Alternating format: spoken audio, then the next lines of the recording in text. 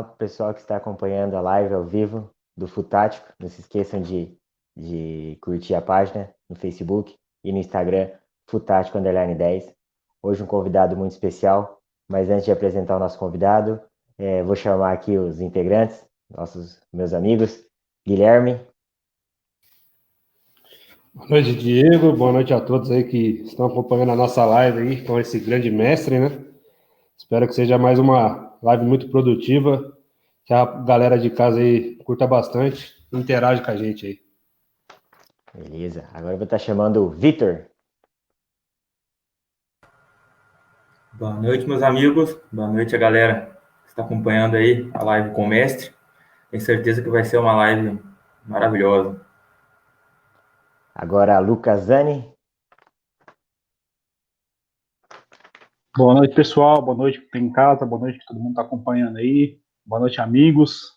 E essa live importante para a gente, especial. Professor que todo mundo é citado, esse professor aí, todo mundo cita esse professor aí nas aulas de educação física. Então é um prazer ter ele aqui com a gente hoje. E agora ele, que é uma referência na educação física e no futebol, pedagogia, professor João Batista Freire. Uma boa noite. Boa noite, pessoal. É um prazer estar com vocês. Já promoveram tantos encontros, né? Eu fiquei pesquisando aqui os vídeos que vocês publicaram. Tem bastante coisa feita, né? E se o meu som estiver chegando bem, vocês me avisem para eu dar uma arrumada aqui. Não, e aí, vamos conversar, né? Não sei, vocês preferem que eu desande a falar, ou se vocês querem colocar algumas questões e eu falar em cima a respeito das questões que vocês colocarem, né? Vocês escolhem aí. Nós preparamos... E também o pessoal que está nos acompanhando pode deixar a pergunta que nós vamos estar passando para você poder responder. Ok? Vamos começar com o Vitor? Vamos sim. Professor, os jogos têm como característica criar um ambiente mais favorável em relação ao processo de ensino. Você mesmo já citou isso, correto? Você acredita que um jogador que entenda o jogo em si é mais criativo e talvez seja um diferencial, um jogador diferencial, um craque? O que diferencia um craque de um normal? Um jogador normal?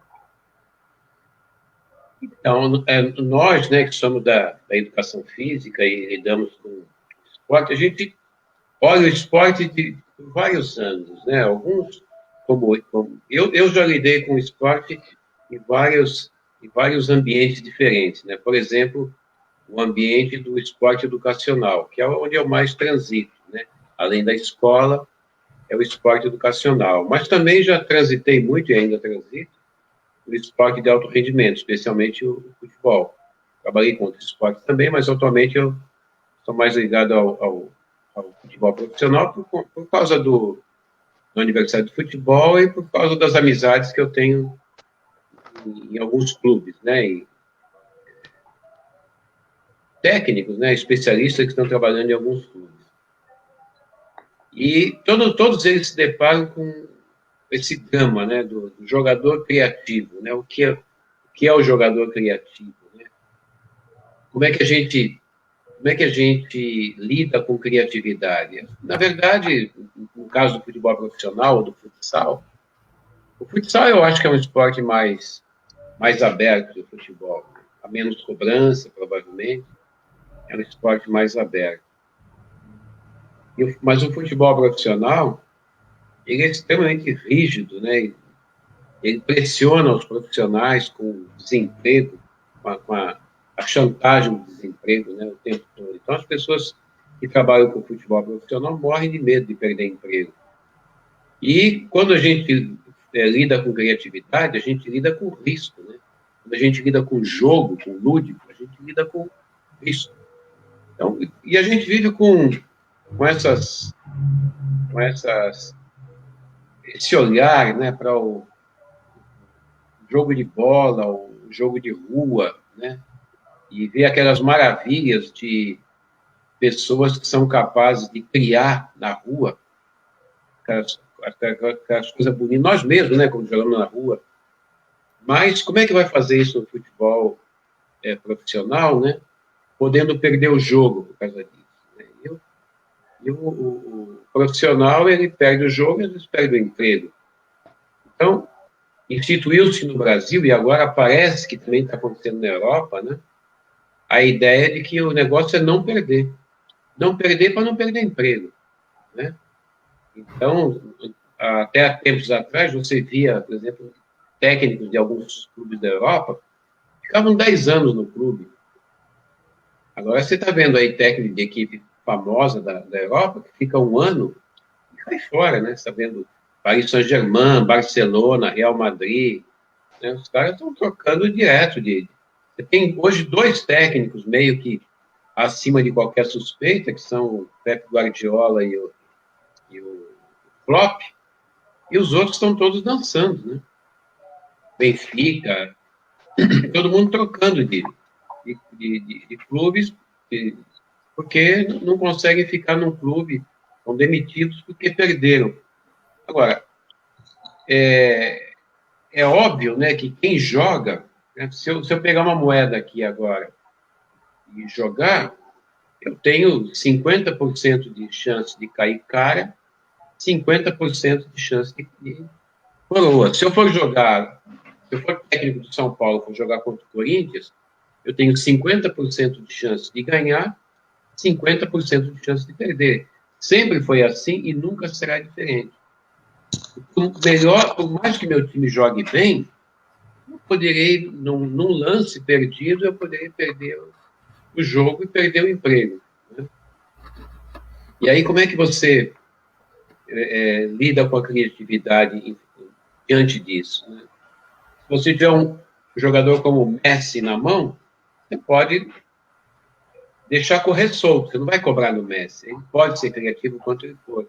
Se tiver o Cristiano Ronaldo, ele pode ser criativo quanto ele quiser. Os outros, estava vendo recentemente o Arthur do Barcelona, vai mudar de clube, porque apesar dele ser um excepcional jogador, o jogo dele não se encaixa exatamente dentro do estilo de jogo que deveria ter o Barcelona. Palhaçada isso. E compararam ele até com o Xavi, né, quando ele chegou. Provavelmente ele não se encaixa no aplicativo que eles estão usando lá. Isso é idiotice, né? Então, o nosso tema geral aqui é jogar se aprende jogando, né? Basicamente é isso que a gente está discutindo. Como é que a gente aprendeu a jogar bolinha de gude? Como é que a gente aprendeu a jogar pipa, peão, né? Bets, lenço atrás, amarelinha, queimada? A gente aprendeu a jogar jogando. E aprendeu a jogar com uma educação que nunca virou pedagogia, a educação da rua. Como é possível, até hoje, a educação da rua ensinar melhor que a pedagogia de um clube? Isso é vergonhoso. Tá certo, assim, na rua a gente não joga futebol, a gente joga bola.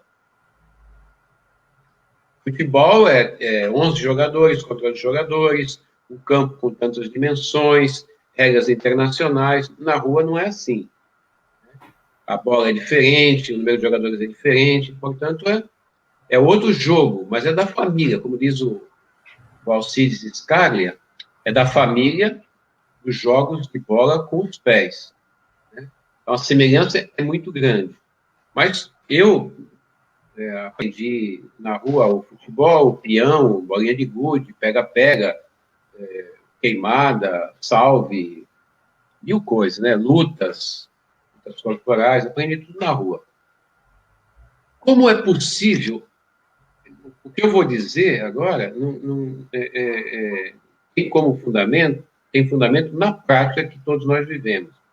Como é possível a rua ensinar aquilo que a gente aprendeu melhor que a escola regular, e que os clubes, no caso do futebol, que os clubes de futebol. Por exemplo, a rua ensina melhor a jogar bola do que os clubes profissionais de futebol ensinam a jogar futebol, ou os clubes de futsal ensinam a jogar futsal. A rua ensina melhor.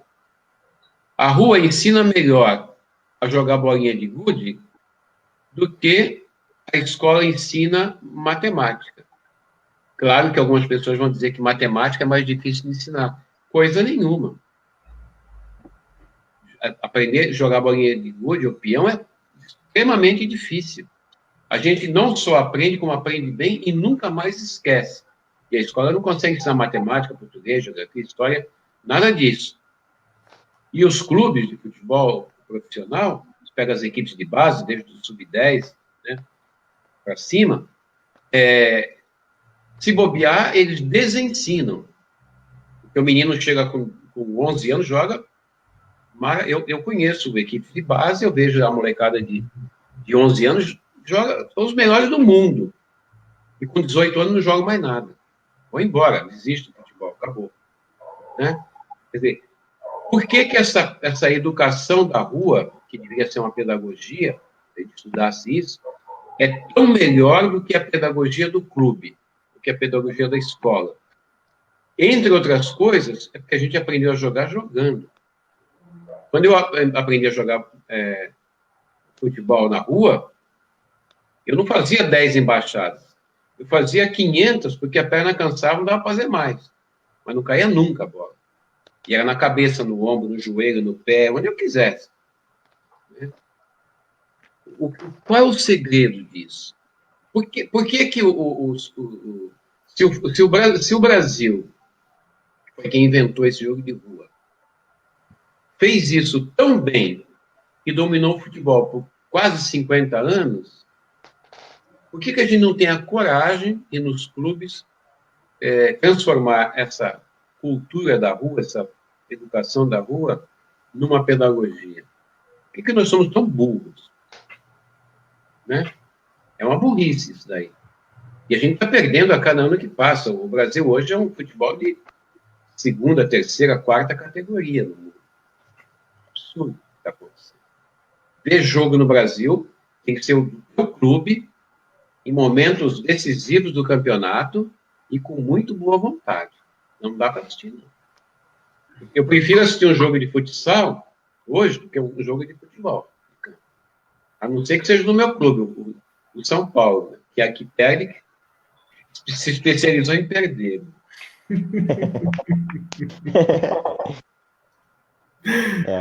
Com certeza. A situação não está muito boa, né?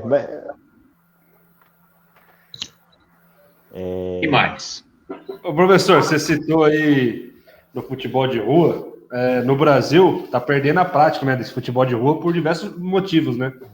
De que forma, na sua opinião, a gente pode desenvolver a criatividade, a inteligência coletiva dos jovens através do futebol e do futsal? Então, mas é porque a gente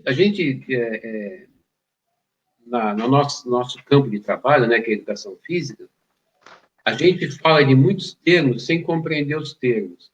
A gente fala de criatividade, mas a gente não sabe muito bem o que é criatividade. A gente fala de esporte, a gente não sabe muito bem o que é esporte. A gente fala de futebol e a gente não sabe direito o que é futebol. Né? Então, por exemplo, todo mundo cobra criatividade. A gente nem sabe direito o que é criatividade. A gente só precisa criar quando aquilo que a gente tem não é mais suficiente. Por exemplo, se você está na sua casa, fazendo suas coisas. Se tudo que você precisa existe, é suficiente para aquilo que você está fazendo o tempo todo, não precisa criar mais nada. Vamos imaginar, você está numa praia, lá na Paraíba, no verão da Paraíba, na beira do mar, deitado numa rede, na beira do mar. Uma pessoa traz água de coco na tua mão. Por qual motivo você vai querer criar alguma coisa no momento desse? Tá bom. Né? Quando tudo está bem, você não precisa criar nada. Só tem que criar quando falta alguma coisa. Aí você cria para suprir aquela falta. Então, quando a gente fala de criar no futebol ou criar no futsal, é porque a gente está supondo que falta alguma coisa. Vamos pegar o futsal, né, que é um jogo, não é que é previsível, mas pelas dimensões do campo, pelo número de jogadores, a gente pode ter uma ideia melhor do que a gente tem que fazer do que no futebol, que é um campo gigantesco, né? Para 11 jogadores, aqui o espaço é gigantesco. Mas vamos supor que você está jogando futsal e o teu time é muito bem armado e o outro time também. De forma que quando você ataca, o outro time está perfeitamente defendido. Quando o outro time ataca, você está perfeitamente defendido. É preciso criar alguma coisa para romper com essa estrutura. Porque se o outro time é tão bem defendido, alguma coisa tem que ser criada. Você tem que surpreender o adversário com alguma coisa diferente. Quem é que vai fazer o diferente? Por exemplo, se os teus jogadores só fizerem o que o técnico mandar, nada de diferente. Isso é uma lógica. Se o teu jogador só fizer o que o técnico mandar, nada diferente acontecerá. Quando começar o jogo, os jogadores treinaram de acordo com as suas orientações, eles vão cumprir o que você determinou, o outro time não conhece aquilo ainda, 5 minutos depois ele já conhece. Né? Aí pronto, se organizam e eles vão continuar repetindo o que você mandou e nada diferente vai acontecer. Só vai acontecer algo diferente se algum jogador seu tiver liberdade para, com a sua habilidade, sua inteligência, alguns jogadores, criarem algo que surpreenda e desequilibre a defesa adversária. Pensar no Falcão, por exemplo. Né? Nem sou muito fã do Falcão, mas pela inteligência dele para o jogo, de repente ele inventava uma coisa que, mesmo que não resultasse em nada, perturbava o adversário emocionalmente. Ele fazia uma firula daquelas ali, não saía gol, mas ele destruturava emocionalmente o adversário. E abria o caminho para outros jogadores, ou para ele mesmo. Que foi o que ele fez a vida inteira. Né? Então, você pega, por exemplo, no futebol de campo, né? Você pega o Messi, a bola cai no pé dele, ele fica segurando a bola, aquela amarração que ele faz, virar para lá, virar para cá, o adversário fica extremamente preocupado com o que poderá acontecer. Quando ele faz isso, ele começa a criar uma tensão no adversário, começa a desequilibrar o adversário, e aquilo que estava tão bem montado no adversário começa a se quebrar. Aí ele abre possibilidade de sair alguma coisa diferente. Então ele está criando, como o Falcão, naquele momento, estava criando algo que não existia. Então, diante de uma equipe bem estruturada, com tudo tão bem acertado, só quando alguém fizer algo diferente. Meu time ataca e não acontece nada. Ora, esse problema a gente tem que resolver. Se é um problema, é alguma coisa que é nova para a gente. Como quebrar a defesa inexpugnável do adversário? Aí tem que ser o guia, tem que ser algum de vocês tem que fazer algo diferente. Então, eu, o técnico, tive que falar assim, Gui, você, como dizia o técnico do Santos, hoje eu vi aqui a chamada, o Milton Neves escreveu assim, um dia que o Santos perdeu de 6-2, por coincidência eu estava no campo nesse dia, 1957, São Paulo e Santos na Vila Belmiro, o São Paulo ganhou de 6-2, eu estava em campo. São Paulo jogou com Poyner, Sorg, Mauro, Dino, Vitor e Riberto, Maurinho, Amorim, Gino, Zizi e Canhoteiro. E o Santos com Geludo, Vetúlio, Dalmo, Fiote, Ramirizito, Tite, Álvaro, Pagão, Pelé e Pepe. O Pelé estava no segundo ano como famoso. O São Paulo meteu 6-2. Como podia alguém ganhar do time do Pelé naquele tempo? O São Paulo tinha Zizinho, Canhoteiro, um monte de jogador bom também. Quase tão bons quanto o Pelé, né? Mas era um festival de criatividade. Os jogadores, eles seguiam esquemas táticos, mas eles tinham liberdade para decidir. Resolver os problemas, né? Você vai fazer isso, isso, isso. Mas se apertar, alguém tem que decidir. E o técnico Santos, ele cansava de dizer, se apertar, dá a bola para o Pelé. Você tem que ter jogadores criativos e que tem jogador que não pode, né? Não vai estragar tudo. Mas tem que ter jogador que tem que ser criativo. Agora, quando que isso é formado? Tem que ser formado na formação do jogador. Quando o garoto tem 8 anos, 9 anos, 10 anos, 11 anos, 12 anos, você não pode matar isso nas pessoas. Sabe como é que a gente mata isso no jogador? Quando você diz, você não pode arriscar, senão a gente perde o jogo. Olha, jogo é risco. Você vai jogar baralho que não vai arriscar? Vai num cassino, você não vai arriscar? Tirar o risco, jogar sem risco é praticar o antijogo. Isso é que chama antijogo. Por definição, não existe jogo sem risco. Por isso que eu digo assim, na educação física, a pessoa quer lidar com o jogo, mas não sabe o que é jogo. Por definição, sem risco não há jogo. Então, é uma estupidez querer praticar jogo sem risco, né? O time do Flamengo, ano passado, ganhou tudo, né? Mas você via jogadores ali no Flamengo que corriam grandes riscos, pegava a bola e partia para cima, né? Partia para cima, davam lançamentos belíssimos. Podia dar tudo errado, mas eles confiavam na competência deles. Então, Agora, se o meu time jogar para não perder, ele está praticando um antijogo. Não existe essa coisa de não perder em jogo. Não, por exemplo, imagina assim, 10, 20 equipes disputando um campeonato. As 20 jogam para não perder e são tão boas nisso que não tomam gol nunca. Então, nós vamos ter confrontos entre 20 equipes, todas terminando, são 19 jogos, né? No primeiro turno, 19 no segundo turno. Todos os placares serão 0-0. Não tem campeão, a menos que decida por escanteio, número de faltas, cartão amarelo, cartão vermelho, vai terminar em 20 equipes empatadas. Não tomar gol não define o campeão. Só o que define o campeão é fazer gol. E outra coisa que as pessoas esquecem no futebol, ou no futsal, é que são jogos defensivos. Quem prevalece sempre, sempre, sempre é a defesa. Nunca o ataque prevalece. Nunca. Ataca no futebol 85 vezes e faz um gol. São 84 fracassos. É o normal do futebol. No futsal, se ataca, vamos dizer, 40 vezes, 50 vezes, são 49 fracassos.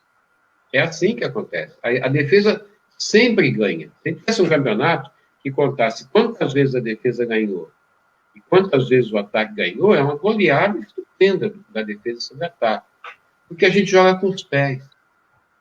É muito difícil fazer gol. O futebol é um esporte onde é tão difícil fazer gol que quando a gente faz um gol, a gente tem um orgasmo. Aquela comemoração fantástica, aquela comemoração não tem em nenhum outro esporte. Repara, nenhum outro esporte comemora como o futebol comemora. Nem o futsal, o futebol de campo é o que mais comemora. É uma explosão de alegria. Por quê? Porque é muito difícil fazer gol, porque não é um esporte feito para fazer gol. É um esporte feito para não fazer gol. Hoje em dia, até o futsal está mais difícil fazer gol mesmo. A gente via antigamente placares mais elásticos no futsal. O Brasil enfiava 15-1. Professor, você Exato. não acredita que essa historicamente, essa não participação de finalização, não fazer gol, né, historicamente, que antigamente fazia mais gols do que agora? Você acredita que hoje as equipes estão mais estruturadas defensivamente do que antigamente? Não seria isso, mais ou menos? Por exemplo, eu assisti o Santos, eu sou nascido em Santos, né? Então, eu assisti o Santos jogar com o Pelé de 1957 a 1969. Eu vi o Pelé jogar durante 12 anos seguidos, né? O Santos tomava muito gol, mas ele fazia muito gol. O que dava na mesma. Em vez de ganhar de 2-1, ganhava de 5-3. Só que era muito mais agradável você ver um jogo 5-3 do que de 2-1 ou do que de 1-0. Né? A gente inverteu. Porque o técnico é tão ameaçado de perder o cargo que ele treina a sua equipe para não tomar gol. Exatamente. Então, de qualquer maneira, ele não vai tomar muito gol. O problema dele não é esse. O problema dele é ele tem que fazer muito gol. E o jogador não sabe fazer gol. É muito difícil o jogador que sabe fazer gol. São Paulo, agora contra o Mirassol, São Paulo chutou 12 bolas ao gol e fez só 2 gols.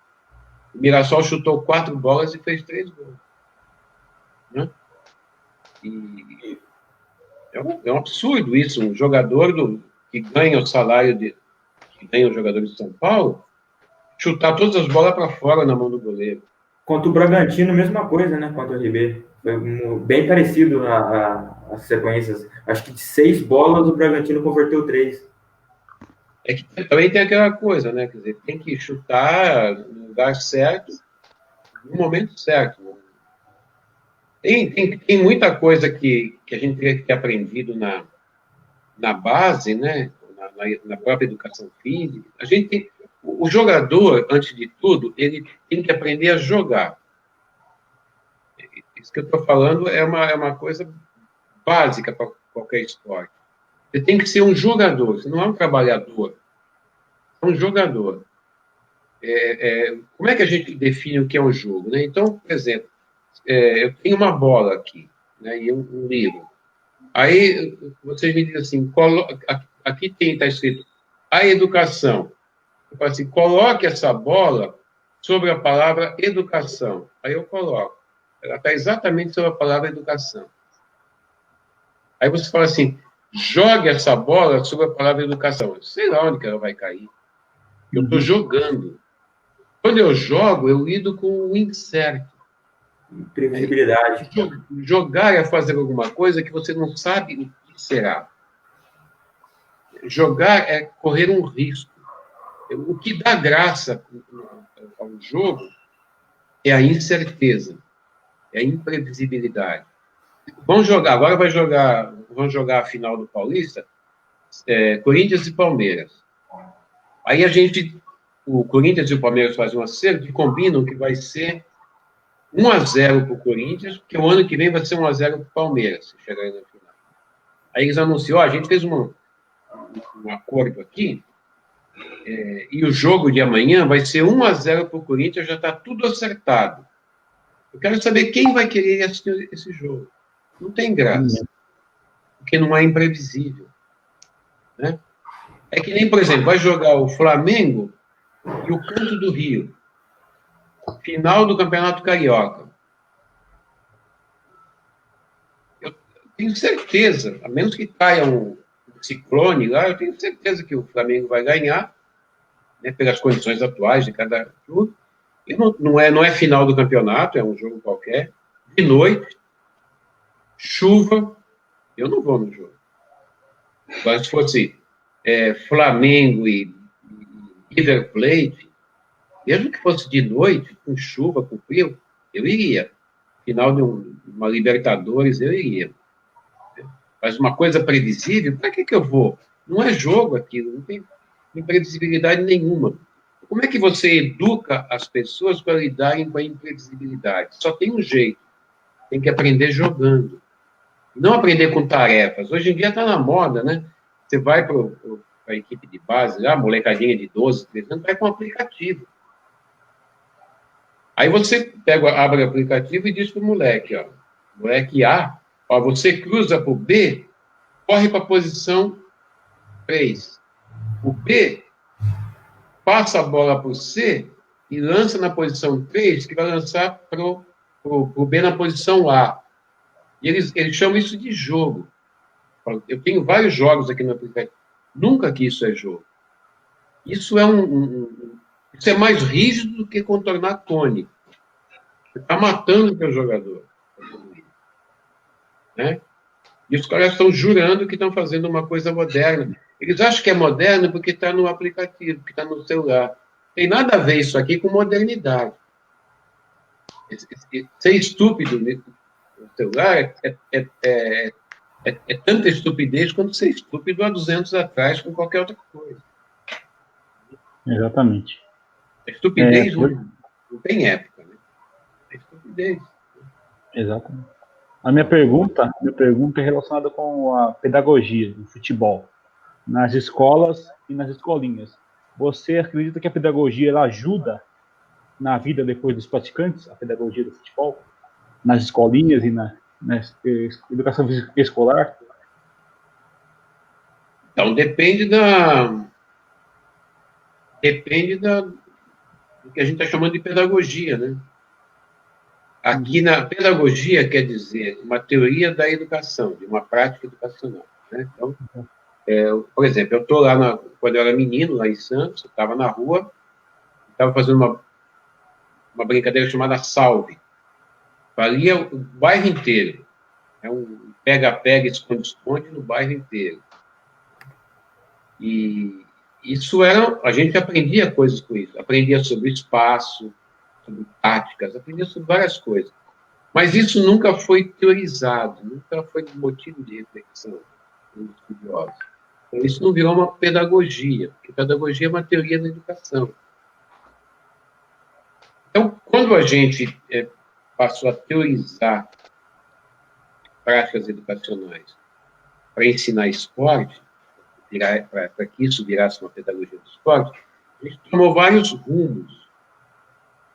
Aqui perto da minha casa, por exemplo, eu moro em Florianópolis, aqui perto tem uma escolinha de futebol. Para o professor dessa escolinha, pedagogia do futebol é botar 8 cones, uma fila enorme de crianças, o primeiro da fila rodeia os cones, quando chegar no último, o moleque dá um chute pro gol e volta para a fila. Ele jura que com isso ele vai ensinar futebol. Eu tenho certeza que ele não vai ensinar futebol.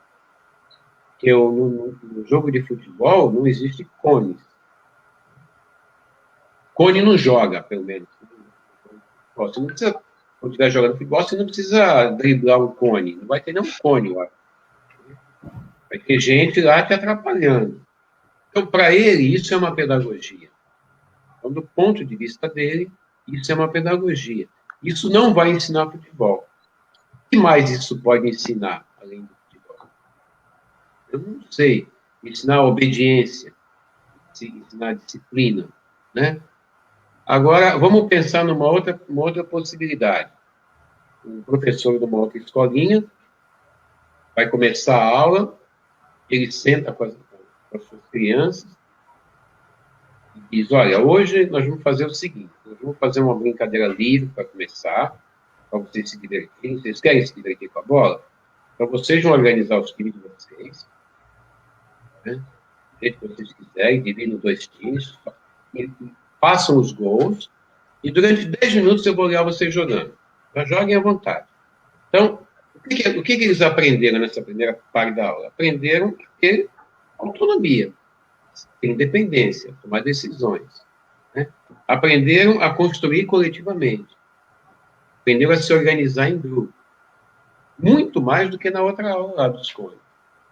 Aí, eles começam a jogar, e eu fico observando. Aí eu vejo um que é brigão, o outro que é solidário, o outro que é fominha, o outro que é muito habilidoso, o outro que tem extrema dificuldade, um que só fica lá atrás, o outro que não volta de jeito nenhum, tem um que não abre mão de ser goleiro. O que eu estou falando, vocês já viram ali, né? Eu fui professor de escolinha há muitos anos, então, é o que eu estou falando. Aí... Pode continuar. Pode terminar. Oi? Pode terminar. Não, pode falar, depois eu continuo. Não, era só que tinha algumas perguntas aqui nos comentários que a gente ia dar iniciação, mas pode terminar, concluir. Eu estou dando uma olhada aqui também nos comentários e estou seguindo. Uhum. Aí eu estou olhando a criançada lá jogando, pronto, eu fiz um reconhecimento. Eu sei mais ou menos o que eles fazem. Passados 10 minutos, eu falei assim, bom, legal, né? Vocês gostaram de jogar? Gostamos. Vocês acham que jogaram bem? Ah, jogamos, não, mais ou menos, tal. Tá, agora a gente vai fazer o seguinte, eu vou propor um outro jogo para dar uma melhorada nisso daí. Aí eu invento um jogo, olha, a gente vai fazer o mesmo jogo, só que ninguém pode dar mais que 3 toques na bola antes de passar. Aí eu vou variando. Alguém tem uma sugestão? Então eu vou trabalhando com essa coisa da autonomia, da independência deles, vou sugerindo pequenos jogos que melhorem a habilidade deles. Por exemplo, eu vejo que eles têm dificuldade de passar. Eu sugiro um jogo de passe, um jogo gostoso, agradável e tal, mas onde eu reduzo para dois toques cada um antes de passar, aumento o número de passe. Um toque antes de passar, aumento o número de passe. Aí eu vou jogando com isso. Então, eles vão aprendendo a passar, porque passar e passar bem vira uma necessidade. Eu faço variações do bobinho. Né? Então, eu posso inventar centenas de pequenos jogos que trabalhem com os fundamentos e que não saiam do jogo de bola, do jogo de futebol. Né? E, em vez de ficar rodeando cones, em vez do menino pegar na bola 20 vezes, ele vai pegar na bola 100 vezes durante uma aula. Né? As chances dele de se tornar habilidoso num contexto de realidade de jogo é muitíssimo. Aliás, o que eu estou falando é tão óbvio, eu não sei porque que alguém ainda faz essas palhaçadas de ficar rodeando cone. Eu vi uma vez que foi um supra-sumo, devia ter filmado. Os meninos rodeavam cones sem bola, não estava bola. A bola só estava depois do último cone. Aí que ele dava um chute e voltava. E só via a bola meia dúzia de vezes durante a aula inteira. E esse camarada fez faculdade. Isso não é futebol, né? Tirou o único material futebol mesmo. Oi? Isso não é futebol, né? Tirou o único material que é do futebol mesmo, que é a bola. Ah, sim. Futebol sem bola. Guilherme, Você quer colocar alguma questão aí? Vamos ler um pouco os comentários aqui. O Fernando Silvestre Silva mandou uma pergunta aqui para o senhor. É o Gui. Prezado João Batista, a prioridade na performance física matou a liberdade do artista com a bola e a exploração da consciência e da inteligência nos restritos espaços de disputa. A exemplo do que fazia Canhoteiro sobre a linha lateral do campo? O Canhoteiro tinha fã-clube, né? Eu vi o Canhoteiro jogar muitas vezes. E ele era realmente um jogador muito habilidoso. Agora, claro que a marcação hoje é diferente da marcação antigamente, até porque essa questão aí da performance física, né, da preparação física, melhorou muito, né, e a gente acabou trocando muito da habilidade por preparação física, né, jogadores mais fortes, mais resistentes. Uma vez eu escrevi um artigo a respeito disso, né. O Brasil virou um inferno no mundo do futebol. Depois de 1950, o Brasil começou a dominar tudo. É difícil jogar contra o Brasil. O Brasil perdia jogos de vez em quando, mas por brincadeira, por palhaçada, porque exageravam na brincadeira e acabavam perdendo jogos. Mas, em 1970, quando o Brasil deu um show, né, de habilidades, né, foi uma seleção fantástica, foi tricampeão do mundo, a seleção brasileira, a gente começou a botar na cabeça que nossos jogadores tinham que ser tão bem preparados quanto os europeus. Eu não digo que não seja, mas a gente começou a pensar a preparação física nos moldes da preparação física europeia.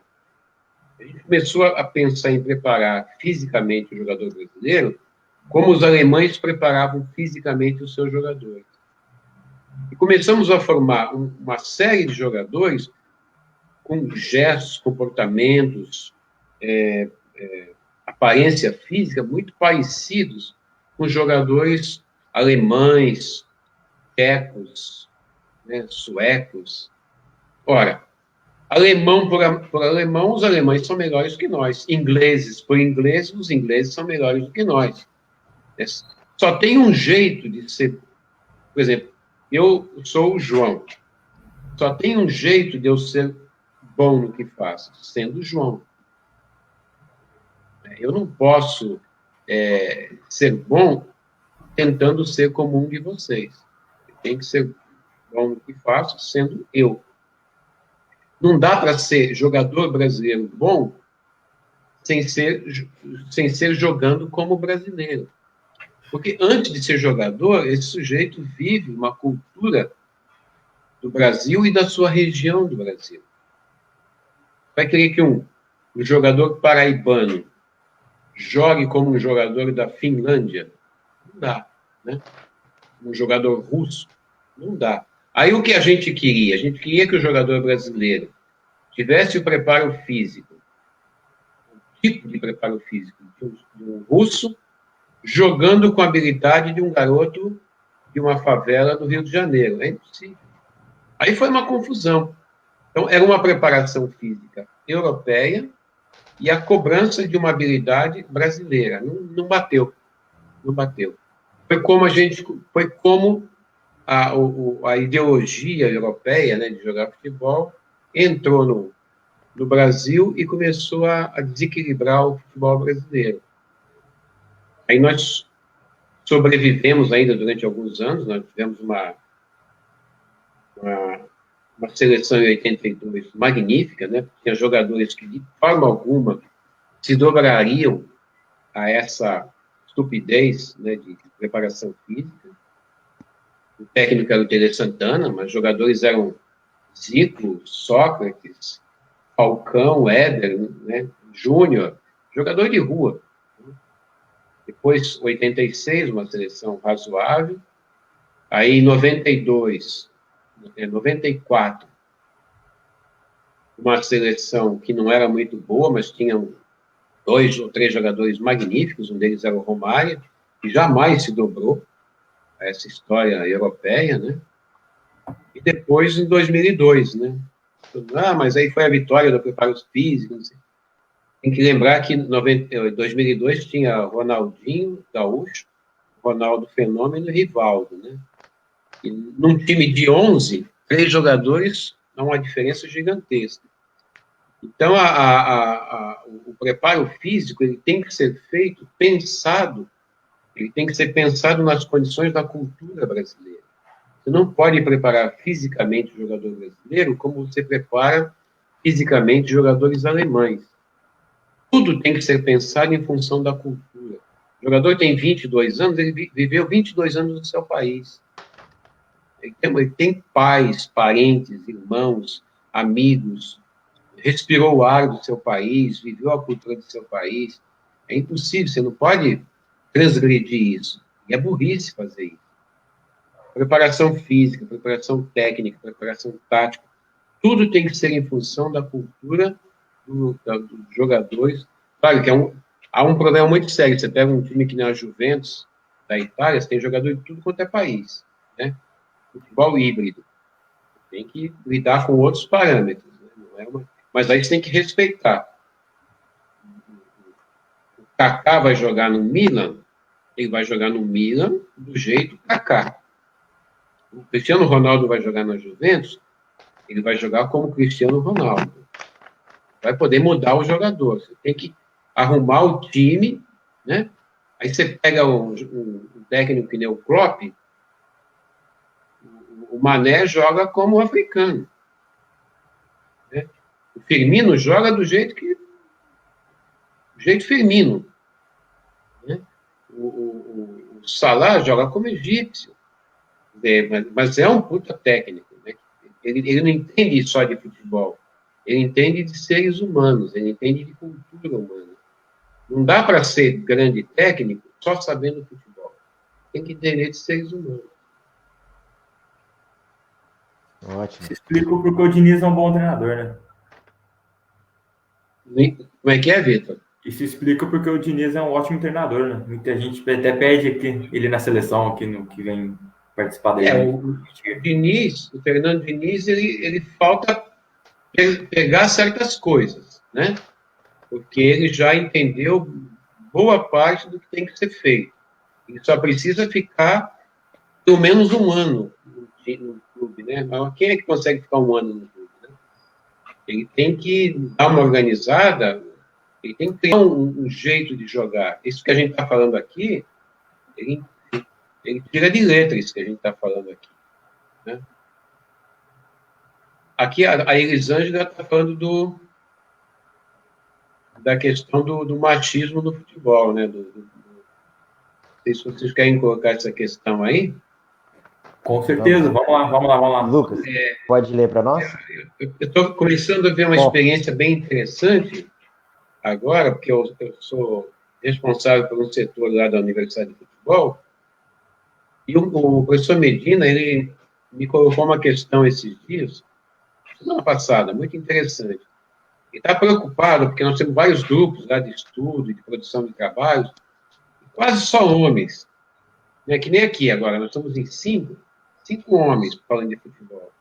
Né? Por que esse discurso masculino, como diz a Elisângela? Né? Por que não um outro ponto de vista? E aí eu fiz uma chamada para mulheres que quisessem trabalhar com a gente. Apareceram 20 ou 22 mulheres.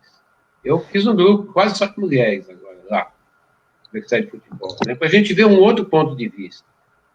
Porque é muito discutível se o futebol é um esporte só masculino.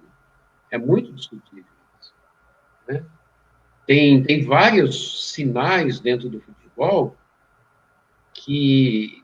quer dizer, estou falando para a Elisângela, né? Eu não quero fazer agora aqui um discurso feminino ou feminista. Eu sou homem, então, inevitavelmente, eu sou criado com essa cultura masculina, cultura machista, né?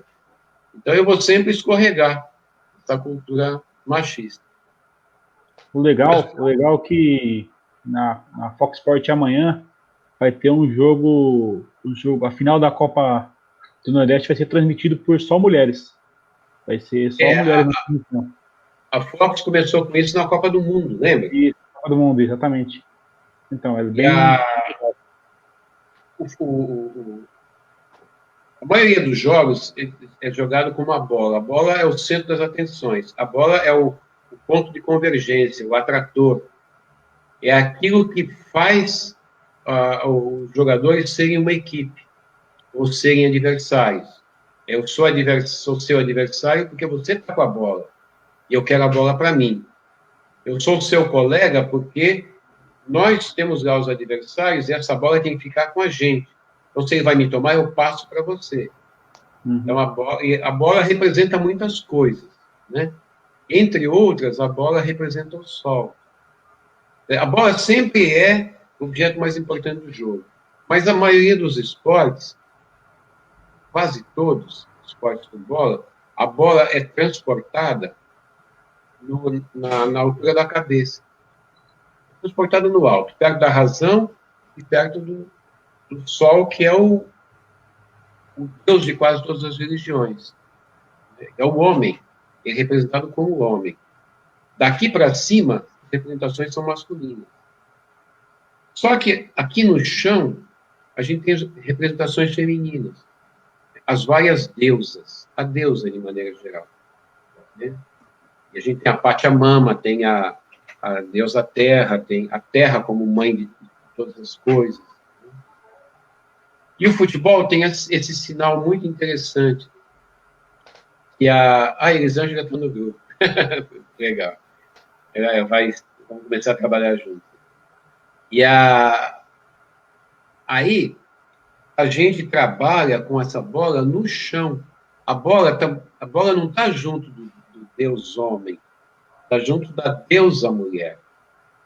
Outra coisa é que os outros esportes, inclusive os que trabalham com a bola no chão, esporte de taco, por exemplo, né, o hóquei, a manipulação é com as mãos. E no caso do futebol, é com os pés. Né? Com a região mais distante da razão, mais distante do Deus Sol que a gente tem.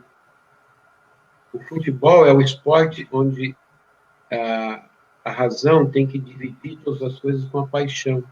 com as emoções, é um esporte extremamente emocional, pela maneira como a gente se comporta com os pés, né, com a bola junto à terra. Por isso que eu digo assim, que há um espaço enorme para as mulheres discutirem o futebol do ponto de vista feminino, coisa que nenhum de nós quatro aqui conseguirá fazer. Eu tenho tentado chamar a atenção das mulheres para esse fato, para elas colocarem em dúvida se o esporte, o futebol tem que ser tão caracterizado como um esporte masculino. Eu acho que não.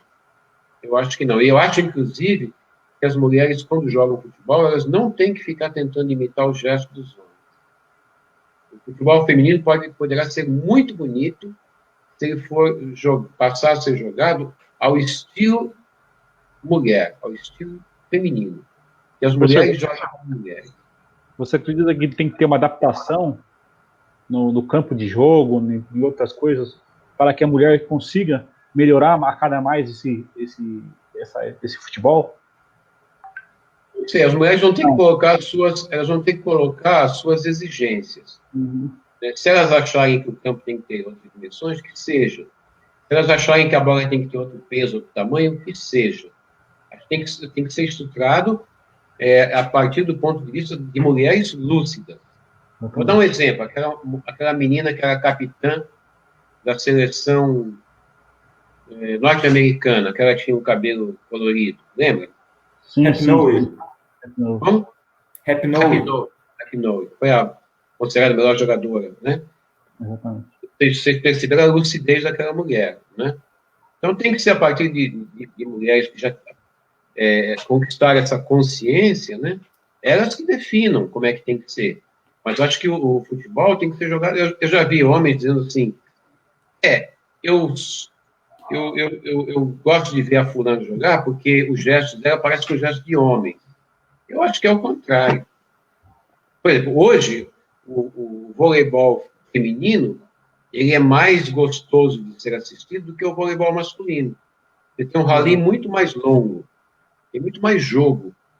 O voleibol masculino está ficando insuportável. E o feminino está muito mais bonito de ver. Está sendo mais jogado como voleibol. Talvez, professor, o tamanho do gol talvez seja um pouco, atrapalhe um pouco, né? Porque como no vôlei você citou, a altura da rede é diferente talvez o tamanho do gol do feminino talvez tenha que diminuir um pouco, né? Se na média o peso é menor, a altura é menor, tudo tem que mudar. Né? Agora, só que não seria eu que definiria isso. Tem que ser as mulheres a definir isso daí. Né? Mas que o futebol feminino tem que ser jogado diferente, isso aí eu não tenho dúvida que tem que ser, e eu acho que nós vamos ganhar muito com isso. E a gente está lá na Universidade de Futebol para levantar essa questão. Eu acho que alguém tem que começar a botar o dedo na ferida. Inclusive, em relação aos preconceitos, né, ao machismo, aos preconceitos, as mulheres são extremamente discriminadas no futebol. Show. Tem mais comentário, Ian? Agora tem bastante. O Bruno Massa, que era para estar com a gente, professor, tá trabalhando, mandou um parabéns pela live aqui e falou aqui, ó, se montarmos um time de futsal com o Lucas, o Guilherme, Diego, Vitor e Bruno, provavelmente não vamos ganhar nem a Copa Galo. Aí complica, né? Viramos professor por causa disso, né? Mas como professores de futebol são sensacionais. Obrigado, Bruno. Abraço. Depende de com quem a gente vai jogar, né? Com certeza. Se for alguém que manda treinar, né, o jogador em volta do cone, não a bola, talvez ganhamos, né? Vamos ver mais. Tem outra pergunta aqui. Cadê? O Elias Dias. Boa noite. Gostaria que o professor João Batista Freire, caso possível, comentasse a respeito do futebol futsal do ponto de vista da integralidade intelectual, física, social, emocional e cultural. Nós vivemos numa cultura que separa as coisas, né? Então, corpo, mente, matéria, espírito, é tudo dividido, né? e intelecto, físico, emocional, social, é tudo dividido. Mas quando um jogador entra em campo, ele deixa de... O que ele deixa de fora? Ele deixa o intelecto de fora? Eu já vi técnico, eu já vi mais de um técnico dizendo bobagem do seguinte tipo. O jogador falando para o técnico: professor, eu penso, aí o técnico assim, você não está aqui para pensar, está aqui para jogar. Olha a burrice do técnico, né? Quer dizer, um bom dirigente é mandar esse cara embora na hora. O jogador não consegue deixar de pensar, não consegue deixar de ser intelecto, porque está jogando. Só que há diferenças, né? Quando nós somos inteligentes de acordo com cada circunstância. Então, o que é ser inteligente? Ser inteligente é ser capaz de resolver problemas. E cada situação apresenta um problema diferente. A tua inteligência tem que ter essa mobilidade. Agora eu vou fazer assim, não. Quando a gente está jogando futebol ou futsal, nas jogadas decisivas, vocês sabem mais ou menos quanto tempo tem um jogador para decidir? Vocês já mediram isso alguma vez? Não. Tá, eu já medi uma situação parecida com essa no laboratório. Dá aproximadamente meio segundo para decidir.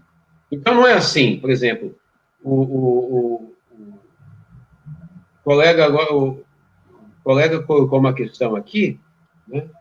Não lembro o nome dele agora, ele colocou uma questão aqui para mim, sobre a integralidade do jogador. Eu posso ter vários minutos para pensar isso e responder. Ele me deu um problema e eu estou aqui, devagarzinho, resolvendo o problema. Mas se ele me lançasse uma bola na área, é o Elias, né? Se o Elias me lançasse uma bola na área, no momento decisivo de um jogo de futebol, e os marcadores chegariam em mim em menos de meio segundo.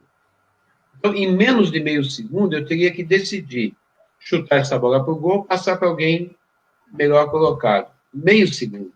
Não teria esses minutos todos para resolver o problema. Então, é uma situação que exige que a inteligência esteja colada na ação física, na prática motora.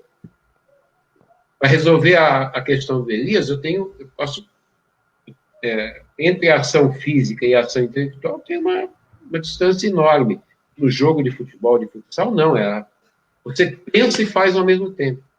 O jogador ruim, não. Coitado, tem que pensar, esperar, aí já perdeu a bola. O grande jogador, não. Ele pensa e faz, assim, uma rapidez impressionante. Então, não é que ele não pensou.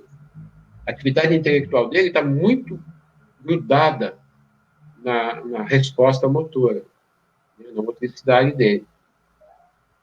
Ao mesmo tempo, ele está envolvido emocionalmente, né? Porque ele está nervoso, está mais calmo, né?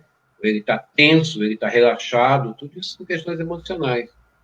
Socialmente, ele está extremamente envolvido, porque ele está ali rodeado por plateia, ele tem um compromisso com os colegas dele. Imagina, por exemplo, o que é passar uma... Eu estou de frente para o gol, chega a marcação, eu ia me consagrar, mas o Lucas está ali melhor colocado que eu renuncio a bola em favor do Lucas. Raras vezes vocês vão ver um ato de cooperação tão grandioso quanto esse. Então, o ser humano, ele é um todo, ele não se separa, a gente que não enxerga isso. Né? Não existe o João Batista espiritual, o João Batista motor, o João Batista emocional, o João Batista intelectual, existe o João Batista apenas. Não tem, vocês estão me vendo aqui, não tem, vocês não estão vendo os pedaços meus, as separações minhas. Só. O problema é que, se eu for treinador, professor, com essa visão de um ser humano como um ser integral, eu faço um tipo de trabalho. Se eu for treinador tendo essa visão do sujeito aos pedaços, né, todo dividido, é um outro tipo de trabalho. Se eu acho, por exemplo, que meu jogador não tem que pensar, quem tem que pensar sou eu, vai ser um tipo de treinamento. Eu acho que fracassado, mas vai. Show de bola. Diego, vai mandar sua pergunta? antes da gente começar a ler mais outras? Vamos. Professor, tendo trabalhado com tantos esportes e com quase todas as áreas da educação física, no que os esportes coletivos se assemelham tanto? No que os esportes coletivos se assemelham tanto? Isso. É difícil você ver um esporte que não seja coletivo, né? Alguns são mais coletivos, até o atletismo é coletivo. Você está envolvido com técnico, massagista, colegas, dirigentes, você trabalha em equipe. Todos os esportes trabalham em equipe, todos. Agora, tem uns que durante a sua prática, no atletismo e na natação, você vai ter trabalho coletivo durante a execução do esporte só nos revezamentos, né? E nos esportes com bola, você tem um trabalho prático de equipe. Né? Quem vence não é o fulano A ou o fulano B. Quem vence ou quem perde é a equipe. A gente costuma pôr a culpa sempre em alguém, ou glorificar alguém. Mas, na verdade, a vitória ou a derrota é de uma equipe. Todos perderam ou todos ganharam. Né? Então, os esportes chamados coletivos, eles têm isso em comum. Eles dependem muito do quanto você... dependem muito no seu êxito do quanto a equipe consegue ser coletiva. É uma lógica, né? No esporte coletivo, vence a equipe mais coletiva. Se vocês trabalham com esporte coletivo, vocês devem ter percebido já há muito tempo que é um drama você conseguir criar um grupo, fazer o pessoal, os seus jogadores, atuarem como um grupo, né? Porque os interesses individuais são os mais diversos, tem que juntar aquilo ali. Então, de repente, você tem uma equipe que não queria dizer grandes coisas e ela começa a arrebentar. Porque o técnico achou o ponto, ou porque convergiu. Aconteceu dele ter juntado ali 5 jogadores ou 11 jogadores que funcionam bem, coletivamente. Com pessoas que sabem renunciar. Porque a atividade coletiva exige muita renúncia. Você tem que renunciar em favor daquele que está melhor posicionado. Qual é o objeto mais querido no jogo? É a bola. O que significa passar? Renunciar à coisa mais querida. É um ato de renúncia. Tem jogador que é muito habilidoso individualmente, mas não consegue jogar coletivamente. Nunca vira grande jogador, porque senão os grandes jogadores de street, já viram, né? O freestyle, seriam grandes jogadores de futebol, e não são, porque eles aprenderam a atuar individualmente, né? E atuar coletivamente. Então, o que une esses esportes todos é o fato de ser coletivo. E ter como atrator um objeto, geralmente uma bola. A bola é o atrator, é em torno dela que convergem os interesses. Só o que torna aquilo um jogo é a bola. Sem a bola não tem sentido o jogo. Põe 11 jogadores, não está acontecendo nada. Você joga uma bola, aí começa a acontecer alguma coisa. A bola carrega as suas mensagens. Né? Eu para o Lucas, o Lucas para o Vitor para o Diego para o Gui, e assim por diante. Né? Então, a bola é o que torna o esporte coletivo. Né? Mas tem muitas coisas, né? Se for falar aqui das coisas comuns entre os esportes, deve ter umas 5.000 coisas para falar, e não daria tempo de abordar, a não ser esses poucos itens que eu levantei aqui. Com certeza. Vamos ler a pergunta aqui do Robson, que nosso parceiro de pós-graduação, que concluiu com a gente. Professor, por que tantos ex-jogadores que se desenvolveram através da pedagogia da rua, com toda a autonomia, enquanto professor-treinador, restringe tanto as crianças? Sabe que uma vez, quando eu era menino, no bairro que eu morei em Santos, é um conjunto de morros. Formava um lugar chamado Bairro Chinês. Morro São Bento, Morro do Pacheco, Morro da Penha, E eu morava no Morro São Bento, e o Clodoaldo, que a gente não conhecia como Clodoaldo, foi campeão do mundo em 1970, a gente conheceu como Corró. Era menino, igual nós, assim, era do Morro do Pacheco, que era do lado. Eventualmente, a gente jogava bola junto, porque ia um joguinho em tal lugar, e ele estava lá e jogava com a gente. Tal. E ele se destacava, jogando na várzea, como um menino muito coletivo, muito cooperativo. Era o tipo que dava o sangue pelo time. Ele não era um malabarista com a bola, ele dava o sangue, ele era um Dunga melhorado, muito mais habilidoso que o Dunga, né? E extremamente solidário. E jogava, dava gosto dele jogar. Os times dele geralmente ganhavam, porque ele carregava o time nas costas. E aí, o Zito, do Santos, se aposentou. O Zito era mais velho que Pelé, que o Pepe, que outros jogadores. O Zito era um meio-campista, bicampeão do mundo, né? Se aposentou. E alguém que tinha visto o Clodoaldo jogar lá no meu bairro, levou ele para treinar no Santos. Ele nunca tinha colocado uma chuteira no pé. Ele foi colocar a chuteira com 15, 16 anos, quando foi para o Santos. E lá pelos 17 anos, o Zito se aposentou, o Santos não quis gastar dinheiro contratando um jogador novo. Tem um menino novo aí que está jogando bem, bota ele no lugar do Zito. Aí botaram o Clodoaldo no meio do Pelé, do Pepe, do Dorval, do Mengal. Eu falei, tá bom. Né? Aí ele arrebentou. Ele arrebentou. E ele jogou do jeito que ele jogava lá na várzea, na rua. E nunca nenhum técnico do Santos disse para ele jogar diferente. A gente foi ver o estrear, fomos ver os primeiros jogos dele. Ele jogava o que ele jogava com a gente lá. E era um bolão, um bolão. Só que só tinha craque em volta dele, né?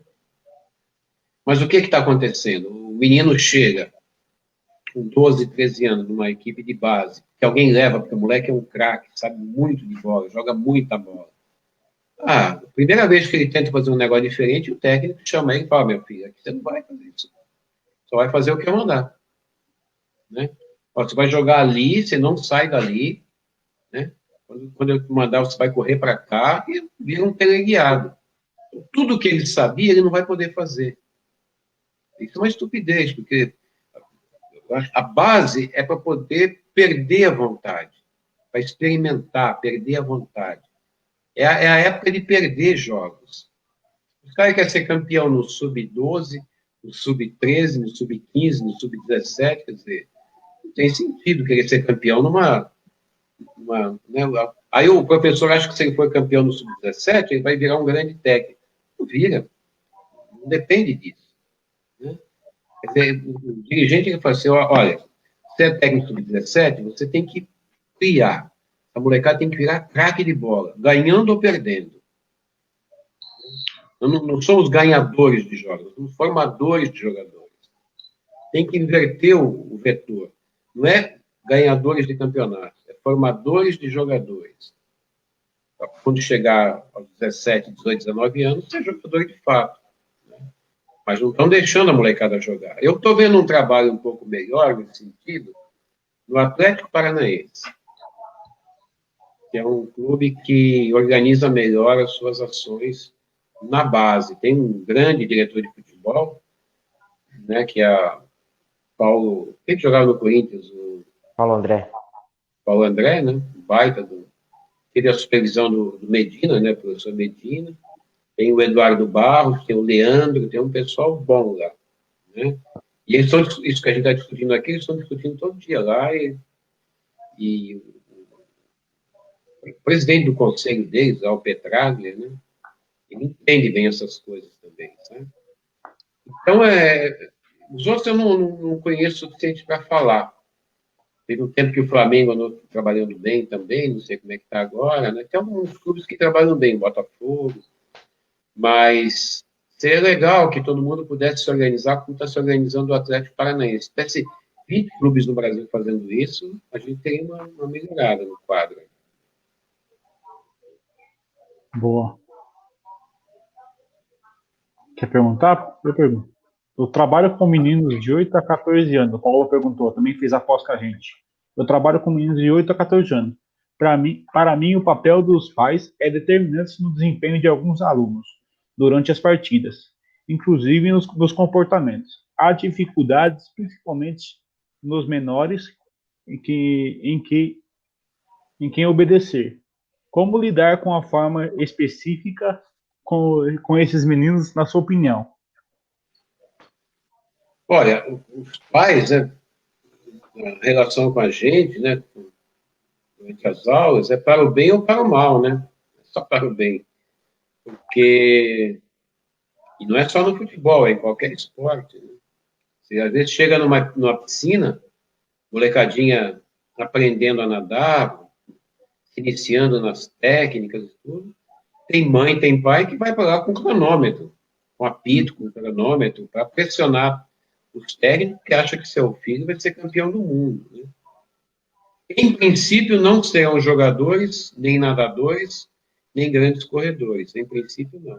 Porque eu, trabalhando com esporte e formação desde 1971, deve ter passado pelas minhas mãos, no mínimo, 20, 30 mil meninos e meninas, né, que tinham o sonho de ser atletas de alto nível.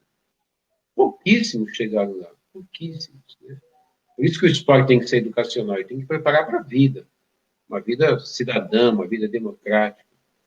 Agora, boa parte dos problemas que eu tive foi por causa dos pais.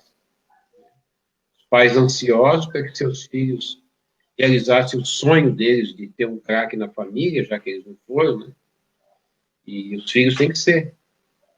E quantas vezes eu vi pais xingando o professor de futebol de burro em escolinha de futebol.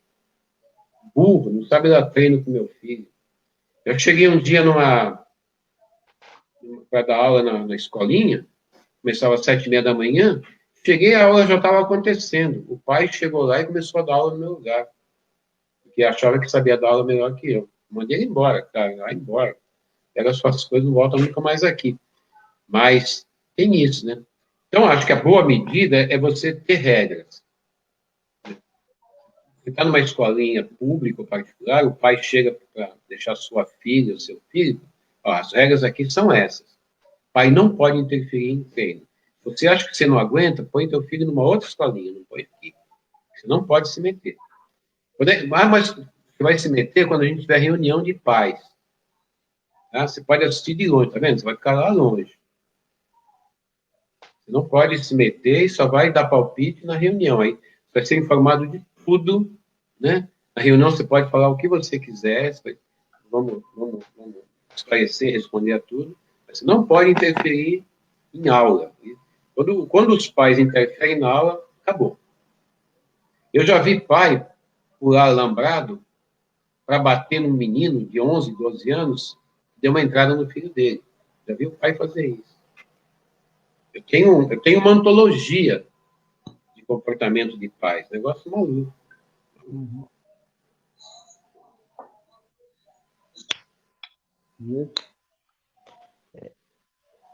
O Elias mandou mais uma mensagem, professor. Caro professor, obrigado pelos esclarecimentos. Na verdade, quis fazer uma relação com o currículo da cidade que entende a educação integral como aquela que promove o desenvolvimento dos alunos em todas as suas dimensões. Também não acho que somos divididos. Risos. Sigamos em frente. Não, mas eu não achei que o Elias acha que as coisas são divididas. Ele colocou a questão porque ele quer que a gente, né, fale publicamente o nosso pensamento a respeito disso. Porque se ele pensasse, ele nem colocaria a questão. Ótimo. Professor, vamos para um dos nossos quadros de encerramento. O pessoal que deixou umas perguntas aí, nos desculpe a gente não poder fazer, porque o tempo está se esgotando. O nosso quadro se chama aí a categoria, professor, e nele você escala a sua seleção, jogadores atuais brasileiros que podem estar atuando no país ou fora dele, e mais o técnico ainda. Essa parte é fácil, hein? Eu não entendi direito a questão. Ah, tá. O senhor vai escalar a seleção, certo? Seleção só com jogadores brasileiros, atuando no Brasil e fora no Brasil, e mais o técnico.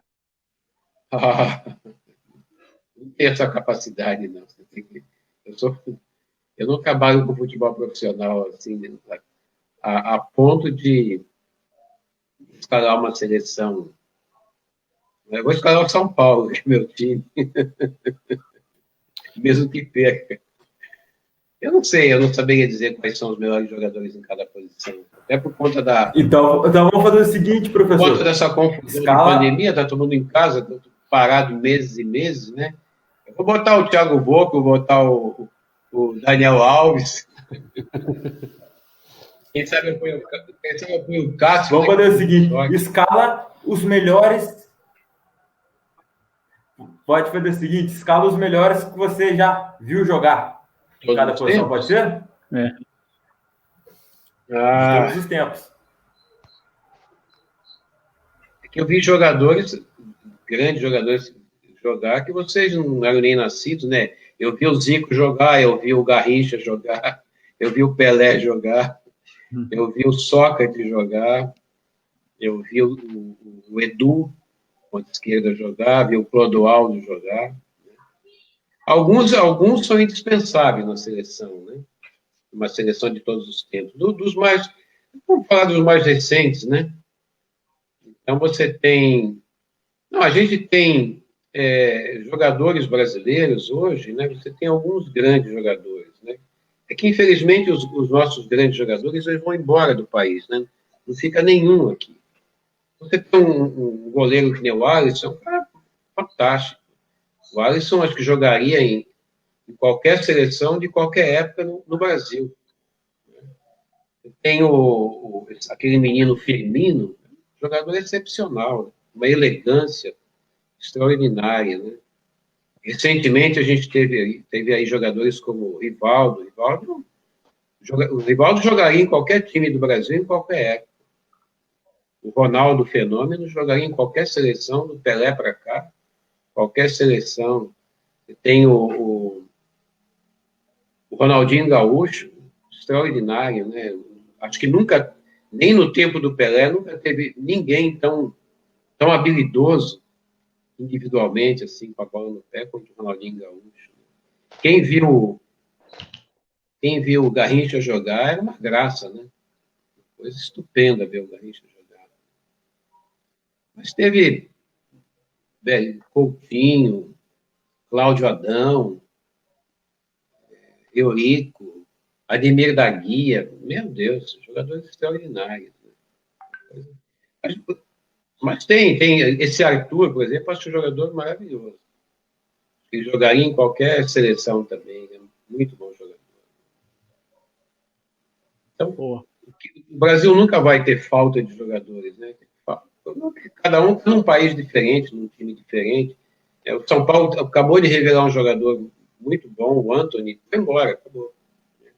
Talvez nunca mais se escute falar dele. Vai para umas equipes aí que não sai fora perde a visibilidade, né? Então a gente não consegue mais ter jogadores. No meu tempo de acompanhar mais de perto o futebol, eu trabalhei com a seleção brasileira, no Mundial de Masters, né? Em 1990. Os jogadores tinham que ter 34 anos ou mais. Coisa mais fácil do mundo. Rivelino. Então, trabalhava com Rivelino, Cláudio Adão, Luiz Pereira, Eurico, Edu, Mário Sérgio. Nossa, tive a oportunidade de trabalhar com o Mário Sérgio, né? Já faleceu, né? E era uma coisa muito fácil de trabalhar. O que você falava, eles compreendiam. Eles montavam um time sozinho. Amaral, Zenon. Meu Deus do céu.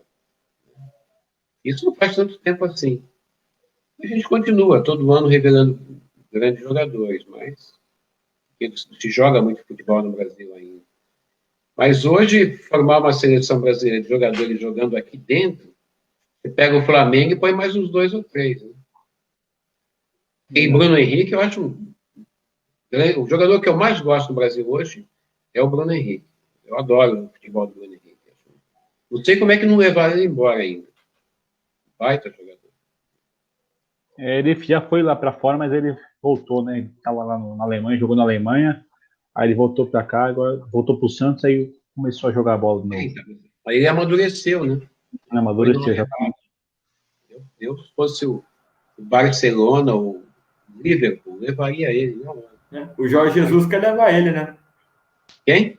O Jorge Jesus quer levar ele para Portugal. Levar para o Benfica? O Jorge Jesus não vai ficar no Benfica. Ele está indo para o Benfica só para pular para o Barcelona, provavelmente. Ele sabe que o Barcelona vai precisar de um grande técnico e ele está querendo ir para um time desses aí, não quer ficar no Benfica de jeito nenhum. Bom. Agora, Gui, puxa o outro quadro aí para nós. Opa! Professor, a gente tem um quadro aqui que são as rapidinhas do Futático, são 15 perguntas, onde você responde numa palavra, numa frase, fica a seu critério aí, beleza? Pode começar? Já aviso que eu sei dizer não sei também, tá? Pode pular também se quiser. Defina João Batista Freire. Cidadão, professor. A educação física na vida de João Batista é? É minha profissão. Querida. A maior dificuldade que já encontrou para dar aula? Toda turma nova. Toda turma nova sempre foi muito difícil para mim. Um ídolo no esporte, em geral. Ídolo?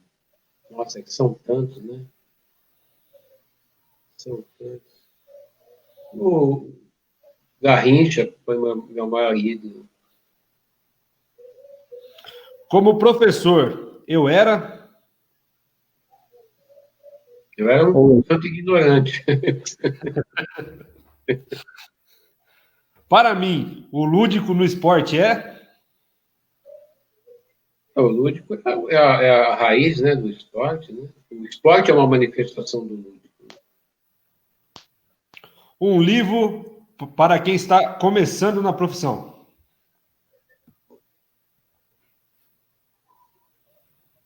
Tem tantos livros aí, né? Acho que qualquer desses clássicos aí, o que é a educação física do professor já falecido, né, do Vitor Marinho, né? Acho que é um bom livro para quem está começando. O que eu mudaria na educação física escolar? Eu mudaria a formação dos professores. E o que eu não mudaria? Dar aula fora de sala.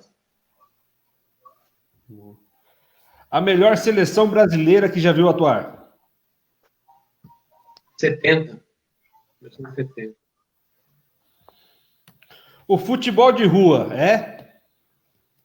É um jogo, uma brincadeira de bola. Para termos atletas mais criativos no futsal e no futebol, falta? Falta compreender melhor essa educação da rua. Jogo de rua. Na gestão do futebol brasileiro, eu mudaria? Dirigentes. Romário e Bebeto ou Ronaldo e Rivaldo? Ronaldo e Rivaldo. E para fechar, professor, o que falta para o Brasil ser hexa? Se eu falar que falta ganhar um título, vocês vão me bater.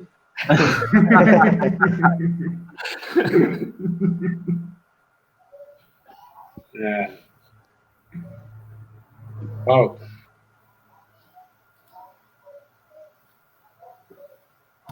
É complicado, porque todo mundo quer ganhar, né? São muitas equipes, todos querem ganhar e todos têm o mesmo direito de ganhar. O brasileiro tem essa mania de achar que é o tal, né? Que é o melhor do mundo. Tem do seu jeito.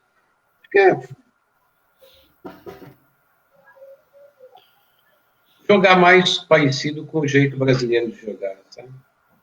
Voltar a jogar como brasileiro. Boa. Diego? Agora vamos para as nossas considerações finais. Lucas Zani. Opa, queria agradecer ao professor aí que deu essa aula pra gente de pedagogia, entre outras coisas aí que a gente aprendeu bastante com ele aí. E espero que todos aí em casa também tenham aprendido também um pouco aí. E obrigado para quem está em casa ter acompanhado a gente aí, algumas perguntas que a gente não conseguiu responder. Aí a gente vai tentando responder ao decorrer das lives aí. Tá bom? Obrigado. Vitor Hugo. Professor, eu gostaria de agradecer você por ter aceito o nosso convite. Você nos deu uma aula, espero que o pessoal tenha gostado. Uma verdadeira aula sobre jogar e aprender, pedagogia, previsibilidade. Muito obrigado por ter aceitado o nosso convite. Guilherme. Professor, muito obrigado por ter aceito o nosso convite. O pessoal de casa que a gente não conseguiu responder todas as perguntas aí, a gente pede desculpa, mas muito obrigado pela interação. Muito obrigado mais uma vez a todos aí. Um abraço, tamo junto. Professor, eu gostaria de deixar alguma mensagem, alguma rede social? Eu acho bacana, assim, eu não sabia que vocês moravam em lugares tão distantes uns dos outros, né? Imagino que vocês estão juntos há tempos, embora morando em lugares tão diferentes, né? E eu tenho visto que não só o grupo de vocês, mas vários outros grupos se formaram, mesmo isso antes da pandemia, né? Não foi por causa da pandemia apenas. Mas eu gostaria que as pessoas pensassem o esporte um pouco mais como um instrumento educacional, sabe? É muito pobre. O esporte é um fenômeno muito importante para ser pensado só desse ponto de vista esporte de alto rendimento, esporte profissional, esporte lucro, esporte negócio. Há muito que se aprender no esporte. O esporte ele carrega o esporte em si, né? O futebol, o basquete, o voleibol, a natação, o atletismo. Os esportes carregam muitas virtudes e vícios. Nas mãos de bons professores, essas virtudes, os vícios não são ignorados, mas as virtudes podem ser potencializadas e podem encaminhar as pessoas para boas direções, porque o esporte é muito encantador. O nosso aluno no esporte é um aluno voluntário, é uma pessoa que quer estar ali. Eu não preciso trancar a porta para impedir que o aluno vá embora. Ele está ali porque ele quer estar. Então, quer dizer, é a escola ideal, a escola em que o aluno quer ficar. E aí, o que a gente vai ensinar? Se eu estou no futebol, lógico, vou ensinar a jogar bola, vou ensinar a passar, driblar, cruzar, fazer gols, jogar coletivamente, mas eu vou ensinar a construir coletivamente as coisas, né? Vou ensinar solidariedade, compaixão, né? Ensinar a pensar melhor, ensinar a lidar melhor com as emoções, ensinar a construir, seguir regras, né, de convivência em grupo. Há muita coisa riquíssima para ser ensinada no esporte. Quando a gente pensa o esporte só como lucro, só como profissionalismo, a gente está jogando fora 99% do potencial que o esporte tem para ajudar a enriquecer uma sociedade. E a gente tem essa fixação, sabe? O esporte tem que ser só para encaminhar. O esporte que só pensa em encaminhar pessoas para o alto rendimento profissional, o esporte excludente. Ele vai ter que deixar de fora quase a totalidade da população. Um dos erros de um país é não educar esportivamente sua população. Se a gente educasse esportivamente o brasileiro, o alto rendimento seria inevitável, não precisa nem planejar o alto rendimento. Se todo mundo praticar, é óbvio que o alto rendimento aparece, né? Mas a gente o que faz? Foca no alto rendimento e ignora a grande massa que poderia ser educada por isso. Então, eu me recuso a ver o esporte apenas como alto rendimento profissional, fonte de lucro de gananciosos, de corruptos, né? De pessoas criminosas e mal intencionadas que suprimem da população brasileira a oportunidade de aprender a fazer esporte. Obrigado, professor, por ter aceito o nosso convite. Muito sucesso nesses novos projetos que você está desenvolvendo. E o canal está sempre de portas abertas para bater um papo aí com o senhor. Um abraço a todos vocês, um abraço às pessoas que participaram aqui nos comentários. Muito obrigado pela atenção. E quando precisarem, vocês avisem que a gente está sempre tem um tempinho. Ótimo, muito obrigado. Até mais. Obrigado. Até mais. Pessoal do Futático, sigam o canal no YouTube. Esse vídeo vai estar disponível essa semana ainda. Sigam nós no Instagram, Futático_10, e no nosso Facebook, Futático 10.